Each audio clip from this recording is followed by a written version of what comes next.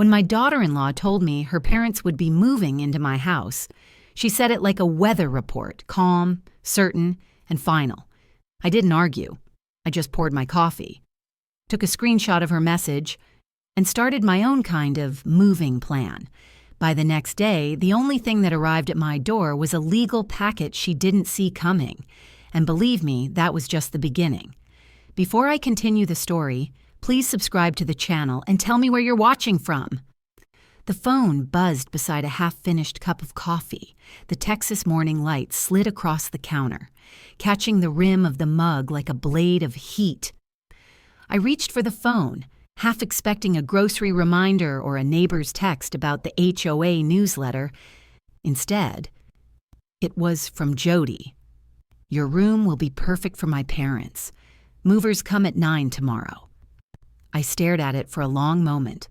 No greeting, no question mark. Just an announcement written with the confidence of ownership. I didn't reply. My thumb hovered over the keyboard, then fell back to the counter. I read the message again, slower this time, and the words felt like chalk in my throat. Perfect for them. Paid for by me. I wrote the time, 7:12 a.m., in my planner.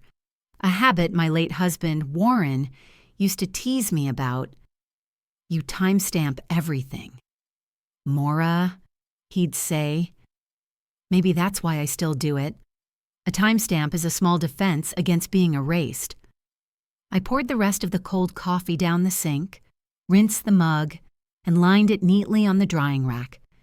The kitchen was quiet except for the hum of the refrigerator. I opened my planner again, flipping past lists of appointments, property taxes, and HOA meetings. Everything still mine, at least on paper. I started a reply to Jody, typed, "We should talk about this," then deleted it. I decided silence would speak louder. I wiped the counter again, slower than needed, feeling the smoothness of the tile under my palm. The calm movement steadied me. Somewhere between routine and ritual, I felt control return in small increments. By late morning, the air had warmed. I walked down the cul-de-sac, waving to Mr. Hardy, trimming his hedges. The sun reflected off identical mailboxes, all lined up like soldiers. The order of things was comforting and cruel. In places like ours, civility could hide quiet invasions. I passed the empty lot at the end of the street and thought about how easily people filled spaces that weren't theirs. "Order turns cruel," I murmured, "when someone uses it to erase you." A cardinal darted from one oak to another, its wings red as defiance. The phone rang around 6. Dylan's name appeared. My son's voice came soft, practiced. "Hey, Mom, we'll stop by after work, okay?" "Of course," I said, my tone as polite as a stranger's. When I hung up, I set 2 plates on the table. Out of habit. I added a third, then removed it. I poured water into 2 glasses, lined the forks parallel, and waited. There was comfort in precision. It's how you keep from breaking. At 7 sharp, their car pulled into the driveway. Jody walked in first, heels tapping like punctuation marks. Dylan followed, shoulders rounded, eyes elsewhere. "Mom," she said, placing a glossy brochure on the table, "we've been looking into something wonderful for you. Maplewood Independent Living, peace of mind, great amenities." She slid the brochure toward me, the paper catching the kitchen light. A deposit slip peeked out from underneath. Already signed. I looked at the picture of a smiling, gray-haired woman on the front page. The tagline read, "Freedom to enjoy your next chapter." Jody smiled. "It's the most practical option." Dylan didn't meet my eyes. I felt my heartbeat steady, not rise. The silence between us grew thick enough to press on the walls. I lifted the brochure, examining it as though I were reading a stranger's will. "Who hired the movers?" I asked quietly. "Jody did," Dylan said. "And who's paying the deposit?" A pause. "We covered it for now." Jody said, her smirk flickering. Good, I said. Then I'll reimburse you, once I decide where I'm moving. Her expression faltered. I closed the brochure gently, the soft thud sounding final. You've done a lot of planning. I appreciate that. That night, after they left, I opened my drawer labeled Important. I slid the Maplewood brochure inside, next to my deed, my insurance papers, and a small blue notebook. On the first page, I wrote in neat letters, 9:00 a.m., movers scheduled, initiated by Jody, witness, text message at 7:12 a.m. If they wanted to treat this as business, I would too, paper for paper. I leaned back in the chair, the hum of the refrigerator steady as a metronome. Outside, the cul-de-sac lights flickered on, one by one. They thought they'd started a move. They didn't realize they'd started a record. When the house finally fell quiet, the first thing I opened wasn't the brochure, it was my file drawer.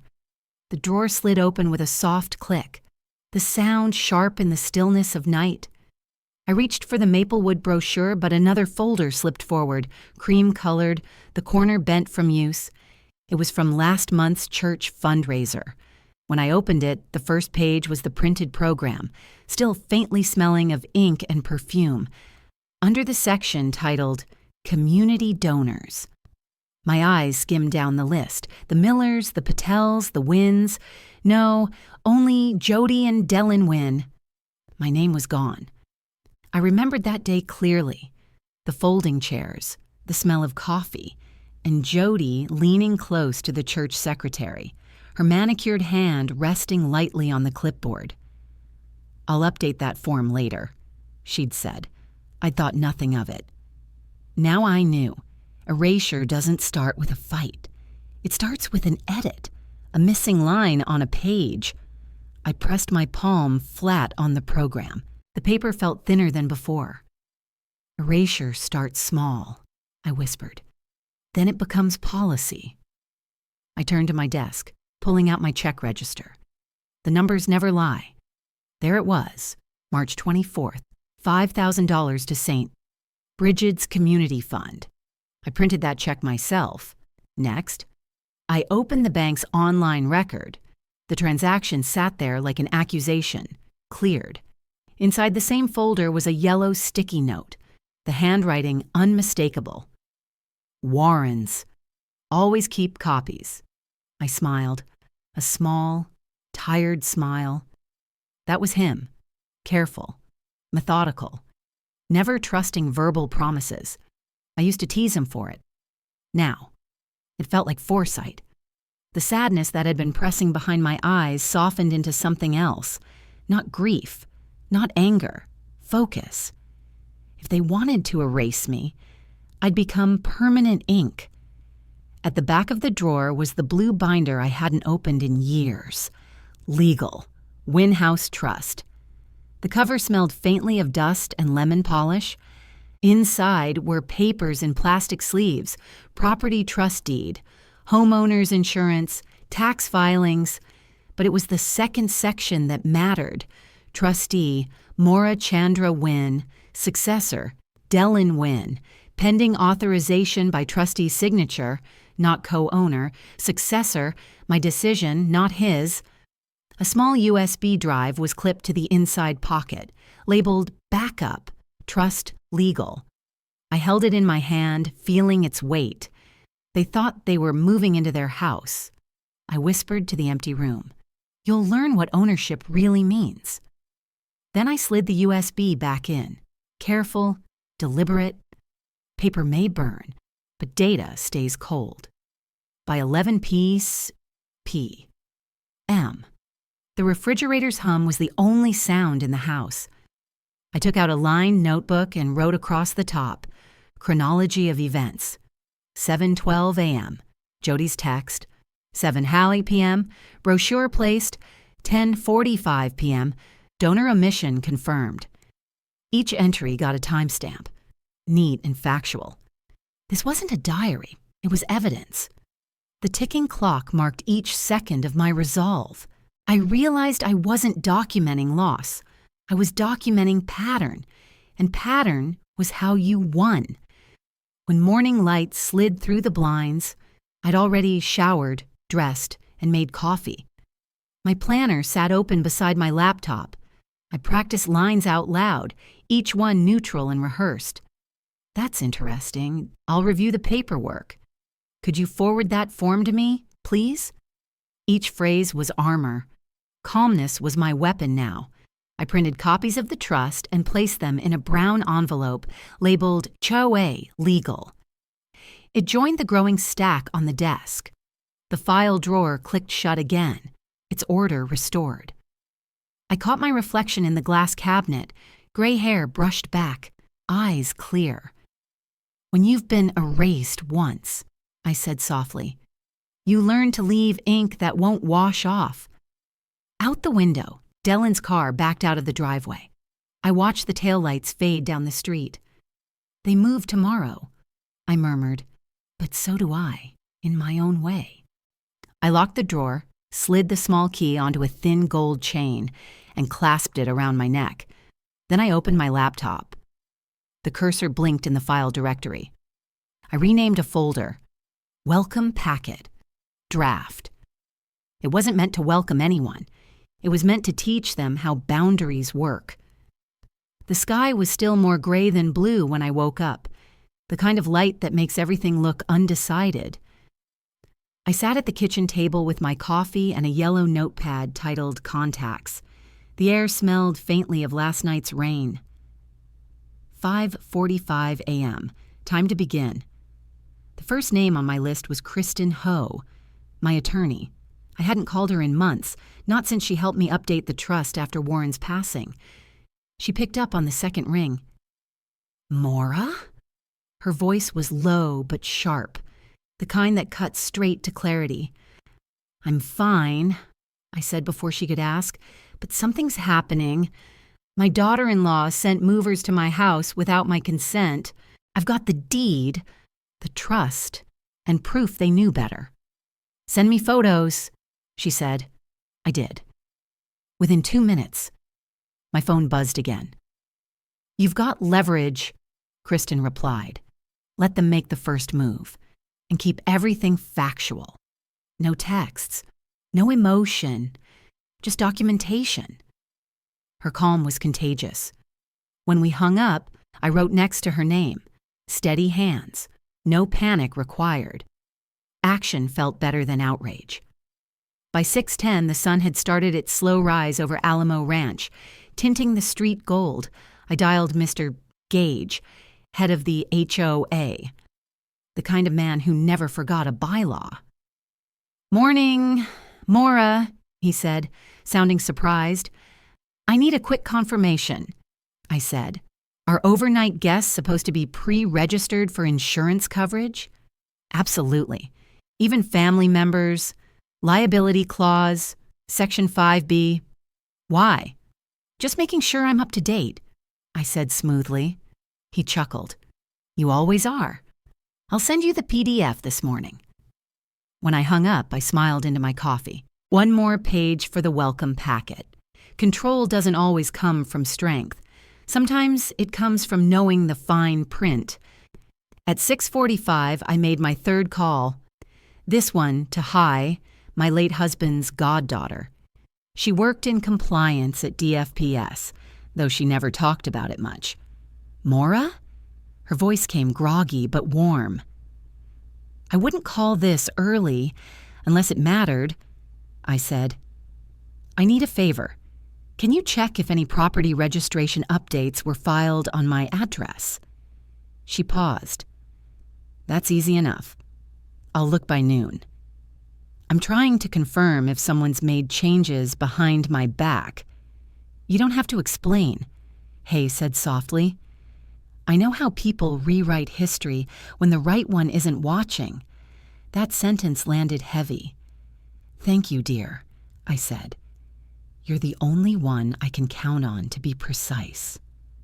Always, she said. And Maura, keep your paper trail clean. It's your best defense.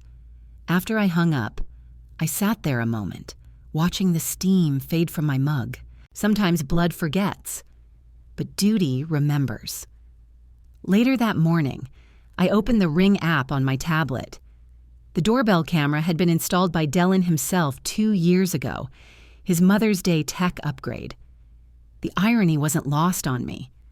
Scrolling through the feed, I found the timestamp, 6:47 p.m., May 13th. The frame showed Jody on the porch, wearing that polished smile she saved for manipulation. 2 men in uniform stood beside her, holding a clipboard. Then her voice, sharp and clear. "Sign it or not, they move tomorrow." I paused the video. My fingers hovered over the screen, then pressed Save Clip.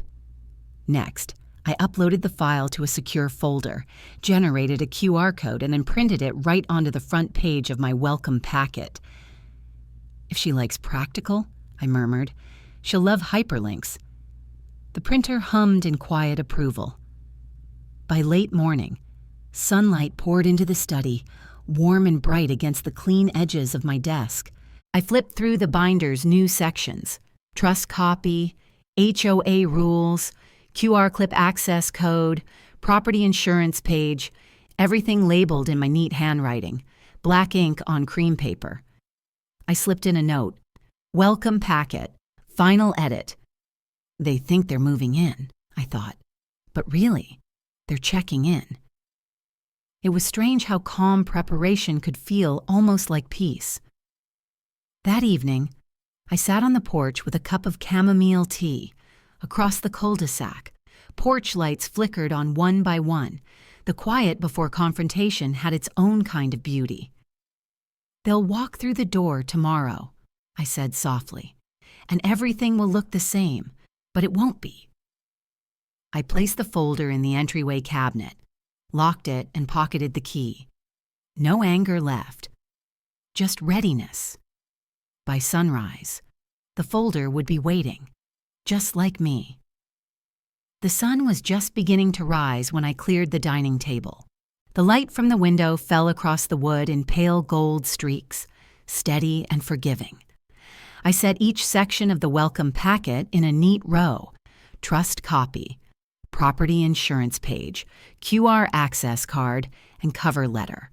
No rush, just rhythm. I printed clean duplicates, checked for smudges, and stapled the edges with precision. Every click of the stapler felt like a heartbeat slowing down. The smell of paper and ink mixed with the faint citrus from the candle on the counter. The cover letter's tone was courteous, not defensive. I'd written it 3 times before settling on the simplest version. "Welcome. For everyone's safety and comfort, please review the attached policies." Short, neutral, confident. It said everything without needing to say much. I slid each sheet into a cream folder, smoothed the edges, and pressed the clasp closed. Ownership didn't have to shout. Sometimes, it only needed to be organized. The next step was the letter itself, the heart of the packet. I opened a new document and began typing, keeping my tone steady. "Dear guests," I wrote, "this home welcomes peace, respect, and clarity for the well-being of all who enter. Please note the guidelines enclosed. Overnight stays require advance registration and confirmation through the homeowner's records, as outlined by the HOA safety standards." Every word sounded like manners on the surface, but law underneath. I added the final paragraph: "All existing legal arrangements concerning title and occupancy remain active and unchanged. Thank you for your cooperation." Then I signed my full name, Maura Chandra Wynn, and the date. My hand didn't shake this time. The ink dried evenly, like the calm I felt spreading across my chest. The QR code came next. I printed a small 1-inch square and affixed it to the inside cover. When scanned, it opened the Ring doorbell clip from the night before. Jody's voice declaring, "Sign it or not. They move tomorrow." I tested it twice on my phone. The video loaded instantly, her tone crisp, unmistakable. Below the code, I added a line in fine print. For full context, please review this conversation recorded at my front door yesterday evening. I didn't smile, but I felt it. That quiet satisfaction that only comes from truth preserved. If Jody wanted proof, she'd get it, complete with playback. By mid-morning, the house was filled with the quiet hum of order. I set the completed packet in a shallow wooden tray by the front door. A neutral-scented candle burned beside it, and a ballpoint pen rested on a folded napkin. The display looked polite, even welcoming. But to anyone who understood paperwork, it was a fortress in disguise. I practiced one line in the mirror by the door. Before we talk about rooms, let's review the packet together. My reflection held eye contact and didn't flinch. Around 10:30, a delivery truck pulled up. I watched through the window as the driver carried a large box up the walk. The label read, "To Mr. and Mrs. Dunley. EO, the Wynn residence. Contents, bedding, and bath. Primary suite." So that was the plan. I opened the door before he could ring the bell. "Good morning," I said pleasantly. "May I see the label?" He handed it over. I took a photo with my phone, time-stamped, then picked up the pen beside the tray and wrote in firm cursive, "Return to sender." The courier hesitated. "Ma'am, are you sure?" I nodded. "Quite sure. The addressees do not reside here." He shrugged, respectful, and carried the box back down the steps. The sound of the truck reversing down the street was like a punctuation mark. The porch, once again, was mine. After lunch, I added one final touch to the packet, a neatly typed index sheet, each section numbered and labeled. Beneath it, I stuck a small yellow note. "Please start here." I placed the packet back in the tray, adjusted the candle wick, and stood in the doorway a moment longer. The air felt lighter. The house no longer felt like a target. It felt like a statement. This wasn't confrontation. It was preparation. By the time the folder cooled on the entry table, I already knew the next move would come from them, and I would be ready, courteous, documented, and untouchable. At 6:42 a.m., my phone chimed with a new email from Mr. Gage. Subject HOA occupancy clause. I opened it, already knowing it would matter. The clause read, "Permanent or semi-permanent residency by non-listed individuals constitutes a violation of community standards and property insurance terms." I printed 2 copies, one for my welcome packet, one for my file. The paper slid out warm from the printer, the ink still smelling sharp. The rules weren't written for me, I thought, but they'll protect me. I set the page on top of the folder by the door and poured my first coffee of the day. The morning had that still tension before something begins. By 9:30, a low rumble shook the cul-de-sac. A rented moving van pulled up to the curb, backing into my driveway like it owned the place. Dylan stepped out first, his face caught between duty and discomfort. Jody followed, sunglasses high, voice sugary. Behind them came her parents, Lorraine in a floral jacket, Victor clutching a clipboard. Jody looked at me with that same smirk as before. "You don't have to help unload Maura," she said. "Just stay out of the way." I didn't answer. I simply gestured toward the welcome packet sitting in the entryway tray, its cream cover catching the light. "Before we begin," I said calmly, "you'll want to read that." Lorraine opened the folder first, her voice, bright at the start, dimmed by the second paragraph. Victor scanned through the stack, his thumb stopping at the page labeled HOA occupancy clause. I saw the change in his face, the small tightening around his eyes, the pause before he reread the line. Jody's smirk wavered. "It's not a house rule," I said, keeping my tone light. "It's the neighborhood charter." I walked to the kitchen, poured coffee into 4 cups, and placed them on the counter. The steam rose between us like a curtain of civility. Lorraine cleared her throat. "So this means—" "It means," I said, "the HOA recognizes only listed residents. Anything else is a violation, and violations carry fines." Silence. The kind that starts as disbelief and turns into fear. A notification pinged on Dellen's phone. He frowned, reading quickly.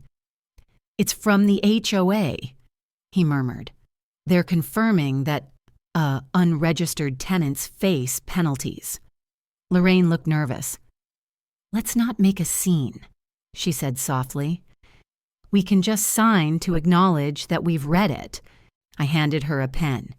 "You can sign to acknowledge," I said, "not to agree." She blinked, unsure whether it was permission or warning. They each signed the acknowledgement page. 4 shaky signatures under my steady gaze. Politeness, I'd learned, can be the sharpest blade of all. Jody leaned closer to Dellen, voice low but not low enough. "You didn't tell me she was still on the title." I looked up from my cup. "I didn't know I'd been removed either," I said, "until last night."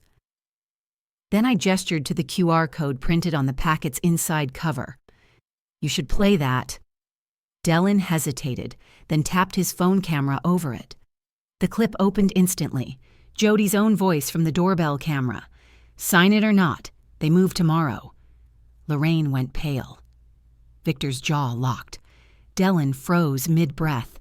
Jody stepped back, the confidence draining from her like air from a balloon. For once, there was nothing to say. No shouting followed. Just silence. Clean. Echoing. Undeniable. I gathered the acknowledgement page from the table, slipped it into a plastic sleeve, and filed it in my binder, marked May 2025. Active. "Welcome to my home," I said gently. "Not yours." They nodded stiffly. Lorraine muttered something about needing to rediscuss logistics. When they stepped outside, the morning light seemed too bright for them. Their voices trailed off down the walkway. I closed the door softly, the latch clicking like punctuation at the end of a statement. On the porch, they left their luggage. On my scanner, I left the signed acknowledgement page, evidence that courtesy can be louder than confrontation. At 12:10 p.m., I scanned the signed acknowledgement page, the printer light flickering across the kitchen like a heartbeat. The paper slid out, warm, still smelling faintly of toner. I held it up to the light to check the signatures. 4 names, each one proof of their own arrogance turned inward. I attached the file to a new email addressed to Kristen Ho, my attorney. Subject, per request, official acknowledgement and video evidence. I CC'd the HOA compliance inbox and blind copied myself for record keeping. I hovered over send for a moment, rereading the tone. Firm but not emotional. Clear but not vindictive. Then I pressed send. Paper fades. Email doesn't. The message whooshed away like a quiet gunshot in a digital war. At 1:02 p.m., Kristen's reply arrived, precise, clean, and reassuring. Good documentation. "I'll draft a cease and desist addressed to unauthorized occupants. Don't serve it yourself. I'll handle that." Attached below was a preliminary document, Win v. Unauthorized occupants, draft 1.0. I read every line slowly. Tracing each clause, Kristen's language was surgical. Occupancy by non-authorized parties constitutes actionable violation under Section 5B of the San Antonio Residential Property Code. It wasn't revenge. It was validation written in statute. For the first time in days, I leaned back in my chair and breathed. Every timestamp, every polite note, every quiet signature had built this moment. My restraint had finally become evidence. At 2:25 p.m., my phone buzzed again. This time, a text. It wasn't from Kristen. It was from Jody, a group message, sent by accident. She thinks she's clever, Jody wrote. Let her play homeowner until the bank decides otherwise. Seconds later, Dylan replied, Don't. She CC'd the HOA. My eyebrows rose. Accidents reveal more truth than confessions ever do. I took a screenshot, timestamp and all, and filed it under evidence, mobile messages. Some people wage wars by yelling. I prefer theirs to unfold quietly. One miss, sent text at a time. By late afternoon, Kristen called. I put her on speaker as I organized my desk. The cease and desist will reference both HOA policy and state property law, she said. You did the right thing documenting every step. We'll send it through the proper channels tomorrow morning. Copy to the HOA as well, I added. For transparency. She chuckled softly. You're not fighting. Maura, you're documenting peace. With proof. That line stayed with me long after the call ended. Peace with proof. A phrase like armor. Polite. Lawful. Unbreakable. The house was quiet again by 5. I printed out the email threads, hole-punched each page, and slipped them into transparent sleeves. E1, HOA correspondence E2, legal draft E3, text evidence. Each was labeled neatly, in my handwriting, filed May 15th. I pressed the binder closed, whispering to myself, if they treat me like a case, I'll file myself like one. The motion of organizing calmed me more than prayer ever could. By 8 o'clock, the inbox had gone still. Outside, porch lights blinked on one by one along the street. The night air smelled faintly of cut grass and jasmine. I reread Kristen's message again, the sentence glowing faintly on the screen. Document peace with proof. That was what my husband had always said, in his own way. He'd kept ledgers for everything, insurance, taxes, even the church bake sales. Order, he used to tell me, is how you stay standing when people forget their manners. He'd left me the habit of keeping records. I just never realized it would save me like this. I turned off the monitor, the reflection of my face fading into the dark glass. Tomorrow, I whispered. The letter goes public. And when it did, there'd be no arguing with timestamps. At 9:05, a Navy sedan pulled up in front of my house. The man who stepped out wasn't a neighbor or a friend. He wore the deliberate calm of someone used to delivering things people don't want to receive. A courier. He checked the address on the envelope, looked toward my porch, and confirmed my name. Mrs. Wynne? Yes, I said from the doorway. He nodded politely, then walked down the steps, not toward me, but across the driveway, straight to the rental van parked at the curb. Jody's parents were inside, sipping coffee in matching travel mugs. The brown envelope looked plain except for the bold lettering, notice of cease and desist, unauthorized occupancy. I didn't move closer. I just held my coffee mug steady and watched through the blinds as Lorraine took it with trembling hands. Some deliveries don't need an audience. They need witnesses. Mr. Gage happened to be walking his Labrador past the driveway at that moment. He stopped, tugging gently at the leash as the courier handed over the papers. He caught my eye through the window. A small nod passed between us. Acknowledgement. Not gossip. He had been the one to send me the HOA clause 2 days earlier, and now he saw it carried out properly. When the rules protect you, I thought, neighbors stop calling you dramatic. He walked on without a word, the dog wagging its tail as if the street had never been quieter. Lorraine tore the envelope open on the porch, her expression shifting from confusion to disbelief. "What is this?" she asked sharply. Jody stepped closer, whispering, "You can't be serious." From the open doorway, I answered evenly. It's not personal. It's procedural, Victor muttered. Lawyers over family now, huh? I met his glare with calm. Family doesn't file property claims behind your back. The air between us tightened. I could hear the faint rustle of paper as Lorraine flipped pages, scanning the official seal. The HOA signature, Kristen's law office letterhead. Dellen wasn't there to mediate this time. The silence did it for him.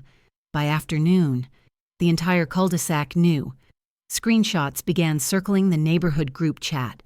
Someone had snapped a picture of the courier leaving their van, captioned, "When HOA drama meets real life."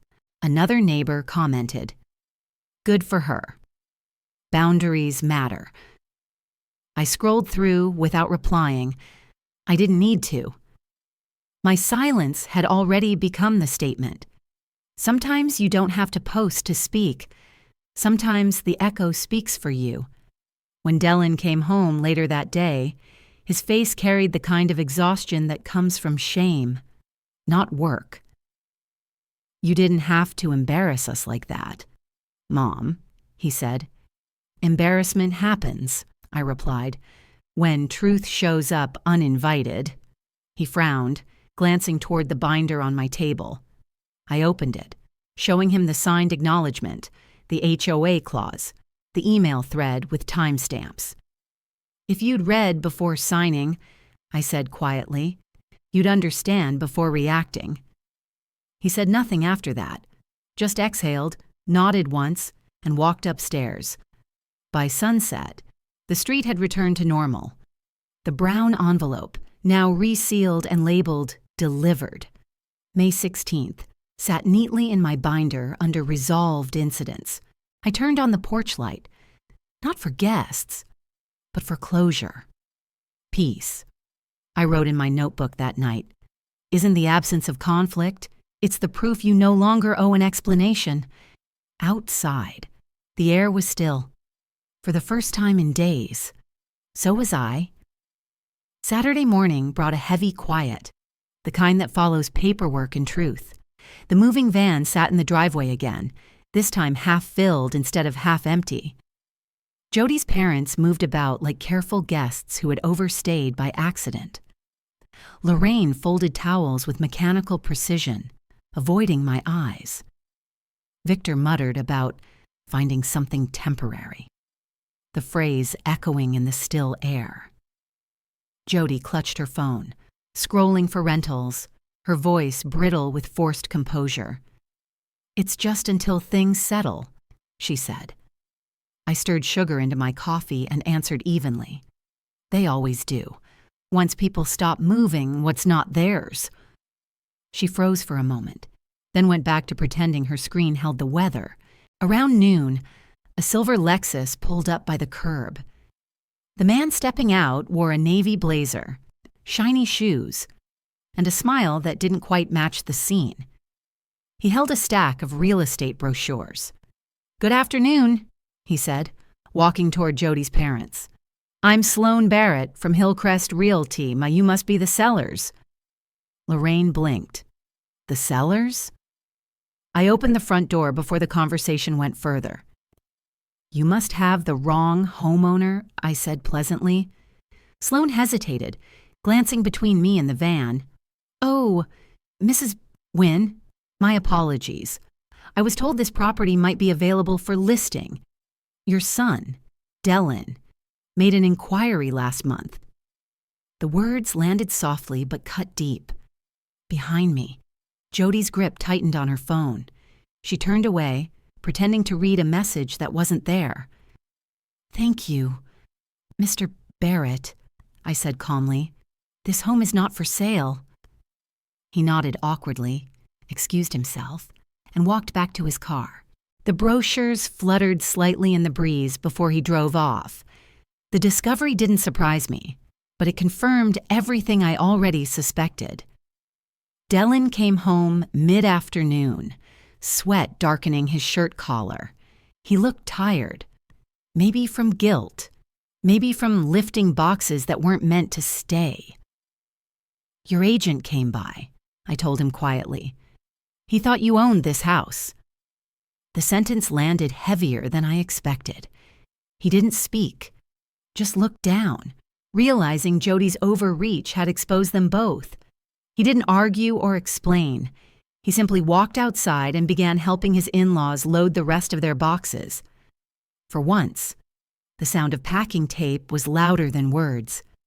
By evening, the van doors slammed shut for the last time. I found Dylan on the porch, tightening the screws on the old light fixture. "You don't need to do that," I said. "It was flickering," he replied quietly. "So was the trust," I murmured. He nodded once, the screwdriver pausing mid-turn. We didn't say anything else. The silence between us was fragile but alive, like a truce not yet signed but understood. The porch light glowed steady for the first time in weeks. Sunday morning, the quiet felt almost new. I opened my laptop to clear old emails and found one from Hillcrest Senior Living, dated April 29th, the buyer interest form I'd filled out weeks ago, when uncertainty still sat at my table like an uninvited guest. I clicked Update Inquiry. Under Available Date, I typed June 1st. Sometimes the only way to reclaim peace is to relocate it. I imagined a smaller porch, a simpler garden, maybe a view of the hill country instead of this cul-de-sac. A place where quiet wasn't a defense, but a comfort. By late afternoon, Jody's parents were gone. The van rolled slowly down the street, sunlight flashing off its windows like punctuation at the end of a long sentence. Dylan stood near the curb, hands in his pockets. He didn't look at me right away. When he finally did, his voice was low. "You won." "No," I said, watching the empty road. "I just stopped losing." He nodded, then turned away. The porch light above us hummed softly, steady, constant, forgiving. For the first time, I didn't feel like I was guarding the house. I was simply living in it again. Monday dawn found me at the kitchen table with the brochure open and the house quiet. I ran a finger along the photo of a sunlit courtyard, noting the benches, the shade trees, the way the paths curved as if they knew tired feet. Moving because I choose to is different than being moved like luggage. I wrote a small list on a sticky note. The binder, the porch chair, the quilt I made from Dylan's t-shirts, and the photographs still boxed in the hall. Choice steadied my hand more than coffee ever could. Near noon, the church office called. I recognized the number and braced, then breathed. "Mrs. Wynne?" the secretary asked, voice careful. "I'm calling to apologize for last month's omission. The new bulletin restores your name under community donors.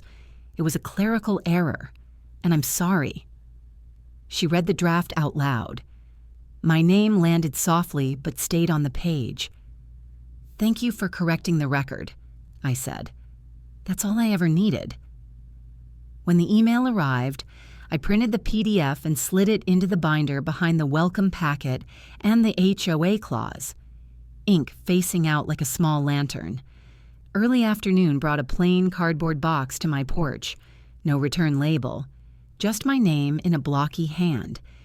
Inside, wrapped in brown paper, were framed photographs, cap and gown smiles, ribbon cuttings, first apartments, a new baby balanced on a proud mother's shoulder.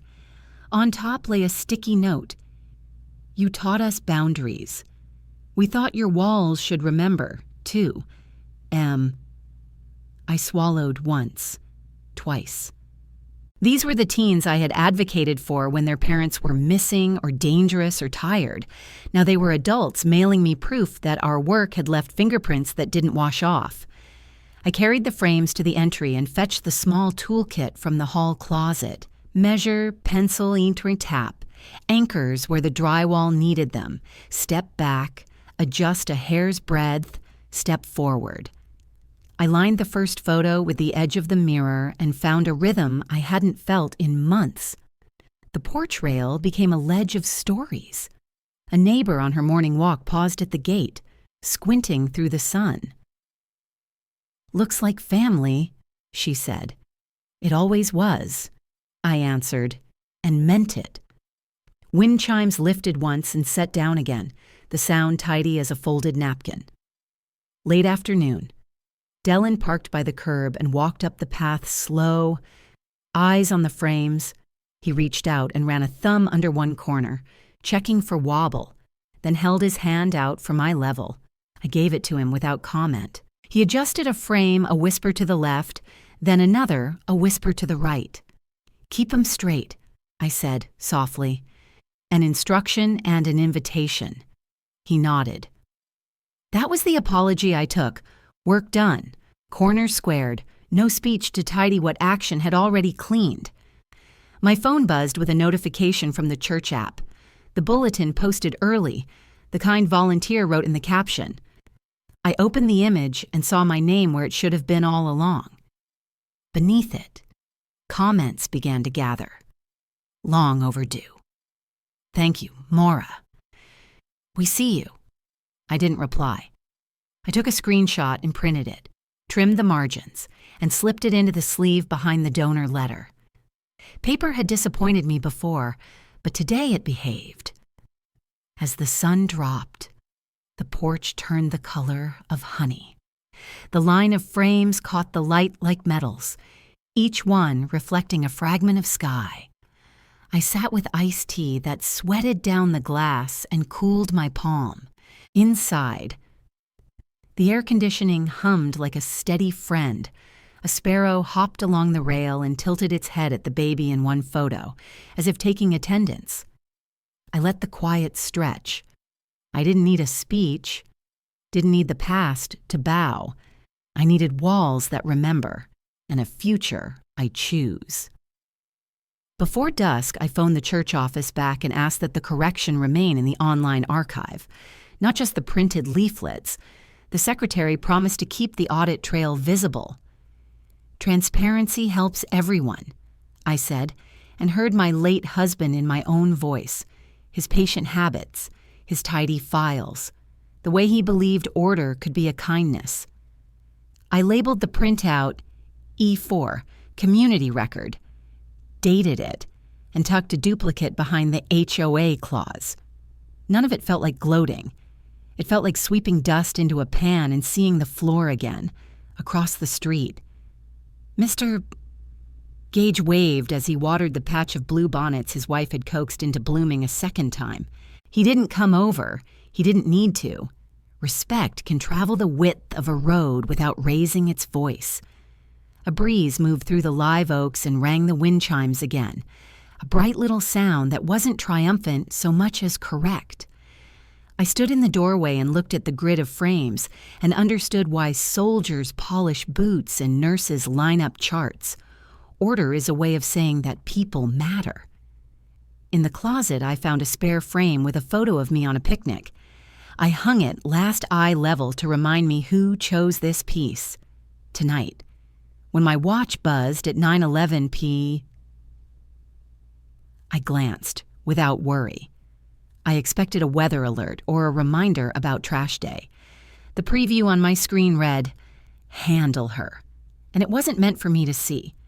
The message belonged to the past returning in a different coat. I put the phone down on the table, set my palm flat beside it, and breathed. The frames behind me kept their even line. The house felt like a witness who would hold me to the truth I had just hung. At 9:11 p. My phone buzzed against the table, a soft sound that still felt like a knock. The preview line read, "Handle her before she moves the money." I blinked, thinking it must be spam, until I saw the sender's name, Jody. She had meant to send it to Dylan. The message glowed on my screen, small and cruel, like a whisper caught in light. I didn't move for several seconds. The tea beside me cooled, untouched. I took a screenshot. saved it twice, and emailed it to myself for good measure. When people think you're weak, they text carelessly. I wasn't angry, just alert. Calm is sharper than rage, and quieter, too. I opened a new message to Kristen, my attorney. The subject line, no rush, just context. I attached the screenshot and typed nothing else. Within minutes, she replied, understood. I'll monitor any financial motion from their side. That was enough. The machine of protection was already turning. I switched off the lamp, sat back in the dark living room, and let the house hum around me. Somewhere outside, a sprinkler hissed in even intervals. Proof now lived on servers, not shelves. Good, I whispered, the word landing like a signature. By 8:20 the next morning, my phone rang. Kristen's voice was brisk but calm. Maura, good catch. I intercepted an attempted transfer from your son's joint account, flagged as irregular. We've frozen it until verification. I took a slow breath. Let it bounce. Some lessons need an echo. Understood, she said. Your instincts are remarkable. When we hung up, I opened my ledger, the same one that had started with a sticky note months ago. I wrote a new line, May 21st, digital evidence secured. The handwriting looked steadier than my pulse. My late husband used to say the most dangerous people are those who assume you're not keeping receipts. Around 10, the doorbell chimed. Dylan stood on the porch, pale, holding his phone like it might burn him. She sent you that text, didn't she? His voice cracked around the edges. I didn't answer right away. I walked to the table, opened my binder, and pointed to the printed page, the message in black and white, time-stamped and dated. If you have to handle your mother, I said evenly, you've already lost your wife. He swallowed, words fighting for air but refusing to come. His eyes dropped to the table, where the binder lay beside the old family photo he once begged me to frame. Then, without ceremony, he slid his wedding ring off and placed it beside the printout. No apology, just gravity. Then he turned and left. The quiet he left behind felt both hollow and complete. By afternoon, Kristen emailed again. All accounts secure. Property protected. I've also flagged your trust for monitoring. Your foresight saved months of litigation. I typed back. It wasn't foresight. It was survival turned into procedure. When you live long enough, defense becomes a rhythm. Document. Timestamp. Breathe. I saved the thread as E5, financial closure, and printed a copy for the binder. Paper still mattered to me. It slowed the truth down long enough to feel real. At sunset, the porch turned to gold again. The same light that had once touched Jody's smirk now washed over everything she'd tried to erase. I sat in my husband's old chair, the one with the groove from his wedding ring, and watched the yard settle. People think revenge is noise. It isn't. It's documentation. I pulled the last sleeve from my binder, slipped the printed message inside, and labeled it, Closure, May 21. I closed the cover softly. No anger, no victory parade, just the peace that comes when the story finally writes itself straight. Sometimes peace doesn't wait for an apology. It begins when you stop explaining. Thursday morning sunlight cut through the blinds in quiet stripes across my study desk. The house was still, save for the slow hum of the ceiling fan and the soft scrape of my pen as I opened the ledger. The pages smelled faintly of paper and ink, a scent that had come to mean safety. I slipped the final printouts into their sleeves. Jody's text, Kristen's confirmation, and the photograph of Dylan's ring resting on my table. The binder closed with a clean, satisfying click. Documentation isn't revenge, it's translation, the only language some people respect. I dated the last page, underlined the word closure, and exhaled. I wasn't angry anymore. I was finished. By late morning, I was sitting in Kristen's office downtown, the blinds tilted just enough to let the sun spill across a stack of legal papers. Her suit was crisp, her tone steady. "You could have fought harder," she said, scanning the final deed. "There was no need," I answered. "I fought earlier, when no one noticed." She smiled faintly. "That's the kind of fight that lasts." The papers before us made it official.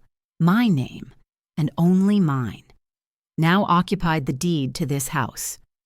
No more co-claims, no more successors listed by assumption, just me. I signed without hesitation, hand steady, signature clean.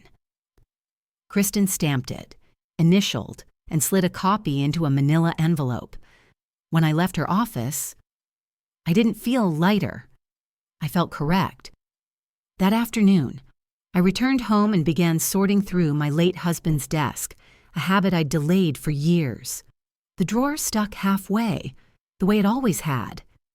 Inside were his usual neatly labeled folders, a silver pen, and beneath them, a sealed envelope marked in his handwriting, "For Maura." If ever challenged.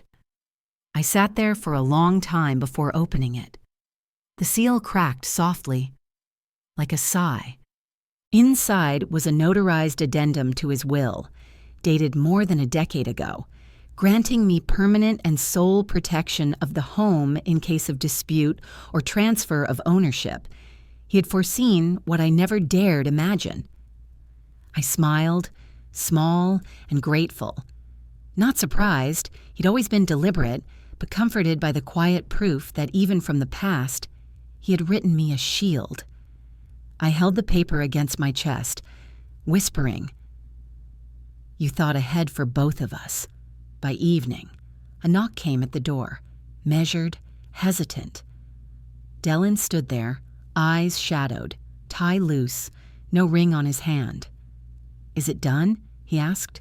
"It's done," I said. I led him to the kitchen table, where the signed deed and envelope rested. I handed him the letter, his father's handwriting visible through the thin paper. He thought ahead. I told him. He unfolded it slowly, lips moving as he read. His eyes softened, and for the first time in months, he looked like the boy who once ran barefoot through the yard. Without a word, he reached into his jacket and pulled out the voluntary release form his lawyer had prepared. He signed it, slid it across the table, and exhaled. "For once," I said quietly. "You finished something right." He nodded, eyes glassy but peaceful, and left without a backward glance. The front door shut gently behind him, no slam, no echo, just air moving out of the way. That night, I sat beneath the oak tree my husband had planted the year Dylan was born. The cicadas had started early, their sound pulsed through the warm air like a steady heartbeat. I placed the binder, the deed, and the letter together in a small lockbox on my lap. Everything that mattered fit inside that box. The rest had been noise. I turned the key, closed the lid, and for the first time in years, felt no need to look over my shoulder. Peace wasn't a feeling. It was a decision. Friday morning came bright and windless.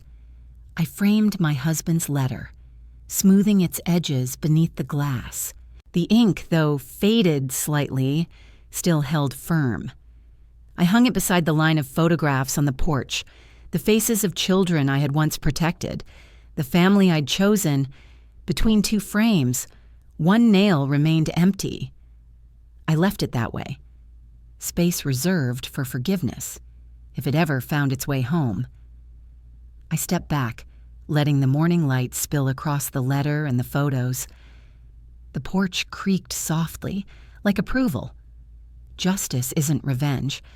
It's clarity that finally stops the noise. I sat down, the breeze lifting my hair, the world briefly still. By Saturday morning, the binder was locked away. But the story it held wasn't done teaching me yet. Saturday morning, sunlight pressed through the kitchen curtains, warm and thin. On the table sat a small brass nameplate wrapped in brown paper. I unwrapped it slowly, the engraving catching the light. Wynn House, established 1998. Oh. My husband's handwriting had filled that same year's mortgage form. I could almost see his signature in the curve of the W. I took a screwdriver from the drawer, stepped onto the porch, and affixed the nameplate just beneath the row of framed photographs. The metal clicked into place, sure and steady. I wiped away a bit of dust and whispered, "Ownership is paper. Stewardship is public." The words felt truer than any oath I'd ever taken. By mid-morning, Mr. Gage passed by with his golden retriever. "Well, look at that," he said, squinting toward the new plate. "County records show you're the sole title holder now. Congratulations. Ms. Wynn." I smiled. "I suppose that's one way to make it into the neighborhood newsletter." He laughed. "It's the most read document on our block this week." As he walked off, I noticed how different the cul-de-sac felt, lighter, like a place that had finally exhaled. I leaned against the railing, coffee warm in my hands, watching the sun play on the nameplate's edge. At 1:17 my phone buzzed on the counter. A message from Jody. Just 5 words. "Enjoy your empty house." I stared at it for a full minute, then took a screenshot, labeled it "No reply required," and slid the phone aside. The quiet afterward was richer than any comeback. Sometimes the last word is the one you never send. Later that afternoon, I opened the binder for what I knew would be the final time. The tabs, neat and color-coded, told a story that had taken months to write. I added one more: legacy. On a fresh sheet of paper, I drafted a clause for the living trust. Upon my passing, the Wynn Home Covenant will assist foster youth transitioning into independent living, covering first-month deposits, essentials, and mentorship opportunities. I signed the draft and emailed Kristen. "Please formalize Monday." The act felt both heavy and freeing. They had tried to take a house. I had made it a harbor. Just before dusk, Dellin appeared at the gate with a toolbox. He didn't knock. "Thought I'd replace your deadbolt," he said quietly, eyes lowered. I nodded, and the frames could use straightening. He smiled faintly, setting to work. The sound of the screwdriver against metal was rhythmic, almost soothing. When he finished, he adjusted a photo of a young woman in her nursing scrubs, one of my former mentees. "I leave the porch light on at 9 sharp, I said. "If you ever need to talk, that's when." He swallowed hard, nodded once, and tested the hinge. It squeaked once, then quieted. We didn't say goodbye. We didn't need to. Sunday evening. I cooked again, not for ceremony, just for comfort. Cornbread, chili, and sweet iced tea. A few of the young people I'd mentored dropped by, one with a baby carrier, another with a graduation cap still in its plastic bag. The laughter in the house wasn't loud, but it was alive, threading through the rooms like sunlight through lace curtains. "This place feels different," one of them said. "It is," I replied, smiling. "It's what it was always meant to be." As dusk fell, the frames along the porch glowed gold in the fading light. The new nameplate caught the last slant of the sun. I locked the binder, slipped it into the drawer, and let my hands rest flat against the wood. The air smelled faintly of chili, brass polish, and night-blooming jasmine. The porch light flicked on at exactly 9. The house stayed mine. The love stayed open. Looking back, I've learned that protecting what's yours doesn't mean closing your heart. It means setting boundaries that honor both love and self-respect. Too many of us, especially mothers, confuse silence with peace. But real peace comes from clarity, from knowing that dignity is not something anyone can take unless we hand it over. If this story touched you, tell me, what does home mean to you now? Have you ever had to fight quietly for your own space? I'd love to hear your thoughts in the comments. And if this story spoke to your heart, please subscribe to the channel for more true stories like this one. Drop a number 1 in the comments or let me know where you're watching from. Your story matters too, and I can't wait to hear it.